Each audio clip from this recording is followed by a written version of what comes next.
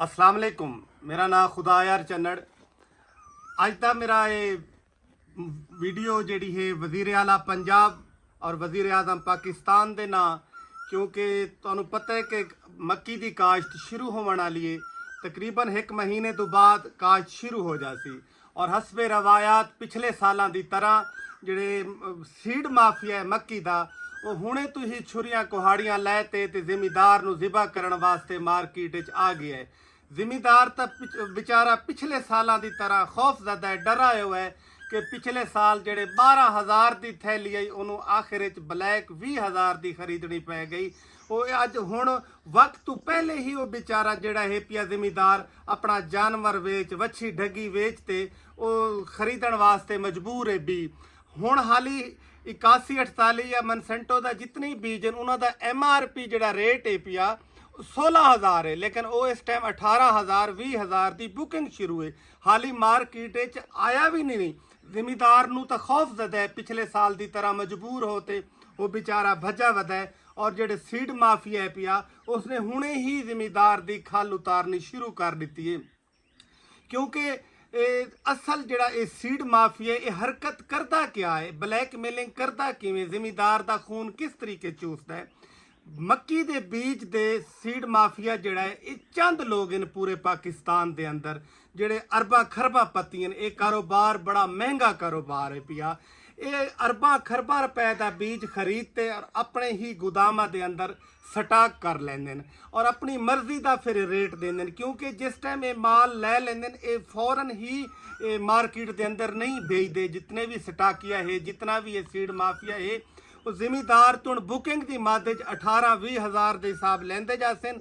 और सब तो बड़ी जी ब्लैक मेलिंग एक होर है, अगर जिमीदार की जी चॉइस है, ख्वाहिश है कि मैं 8148 मनसेंटो का लवां, वो एक होर भी 2-3 वैरायटियां ऐसियां ब्लैक मेल करते जिमीदार नू दे देन कि अगर 8148 लवना है तो नाल ये भी लवना पौसी। लेकिन जो दूसरा सीड है पिया वो जनैरिक तो भी बड़ा भेड़ है, उस तो बेहतर तो पाकिस्तान का जनैरिक बीज है पिया, लेकिन ब्लैक मेल करते जिमीदार नू दे देन और जिमीदार मजबूर होते बेचारा वो बीज भी लवण वास्ते तैयार हो जाता है।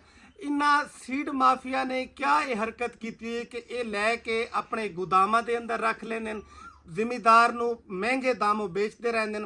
थोड़ा बीज जोड़ा भेजा मार्केट के अंदर और एक हवा पैदा कर दें, अपना शोर बर्पा कर दें कि मार्केट के अंदर के बीज बड़ा शार्ट है, पिछू नहीं आ रहा। जिमीदार बेचारा महंगे दामों लवन वास्ते तैयार हो जाता है।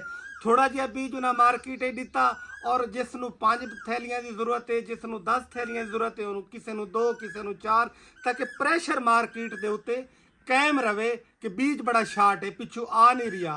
वो थोड़ा थोड़ा बीज एंड तक कटता रह जाता है, अपने महंगे दामों ये बीज वेच लेंदा है सीड माफिया। और जिमीदार नू एक प्रेशर दे विच रखते कि बीज बड़ा शार्ट है। जिमीदार बेचारा क्या करे, मजबूर है पिया।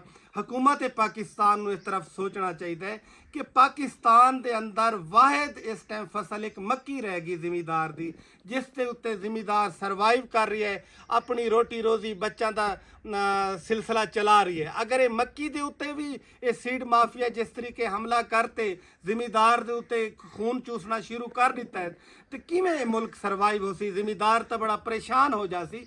हुकूमत पाकिस्तान नू इस तरीके सोचना चाहिए। वजीर आला पंजाब नू, वजीर आजम पाकिस्तान नू खुदा दे वास्ते बस करो। पूरे मुल्क के अंदर ये ढक्कण मारन कुटन तो इस तू हुण वापस आ जाओ। मुल्क की भी सोच लो, पाकिस्तान की आवाम की भी सोच लो, पाकिस्तान के काश्तकार की भी सोच ले, ताकि ये वास्ते कोई बेहतरी का सोच लो।